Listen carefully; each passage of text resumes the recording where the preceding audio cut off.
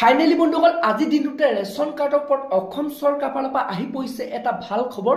তো বন্ধুসকল বৰ্তমান যোনটো নেকি ভাল খবৰ আহি পৰিছে, আপোনালোকৰ লগত যদি এখন ৰেচন কাৰ্ড আছে তো বন্ধুসকল আপোনালোকে এতিয়া চৰকাৰৰ ফালৰ পৰা 1500 টকা আপোনালোকে লাভ কৰিব। তো বন্ধুসকল আপোনালোকে এই টকাটো আপোনালোকে এই সেপ্টেম্বৰ মাহৰ পৰা আপোনালোকে লাভ কৰিব। তো বন্ধুসকল তাৰে লগতে আপোনালোকে এই 1500 টকা লাভ কৰাৰ লগতে আপোনালোকে চৰকাৰৰ ফালৰ পৰা আপোনালোক যোনটো কি বৰ্তমান আপডেট আহিছে, তো আপোনালোকৰ সমবায় দোকানৰ পৰা আপোনালোকে চাউলৰ উপৰিও আপোনালোকে এইবাৰ কেইবাটাও সামগ্ৰী আপোনালোকে লাভ কৰিব।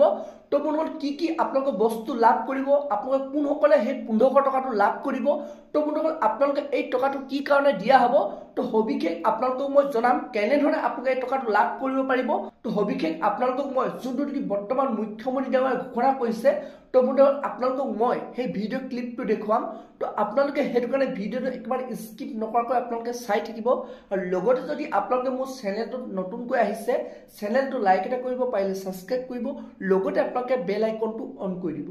তো যেতিয়া এনেধৰণৰ খবৰ বা নতুন আপডেট আহি থাকে, তো প্ৰথমে আপোনালোকে সেই ভিডিঅ'টো লাভ কৰিব পাৰিব।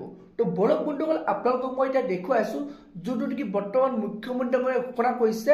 তো আপোনালোকে ৰেচন কাৰ্ড থাকিলে আপোনালোকে কি সুবিধা আপোনালোকে লাভ কৰিব। তো বলক এতিয়া আপোনালোকক মই দেখুৱাই ৰেচন কাৰ্ডত ইমান দিনে আমি অকল চাউল দিছিলো, 1 নৱেম্বৰৰ পৰা চাউলৰ লগতে ৰাইজে চেনিও পাব, দালিও পাব, নিমখো পাব।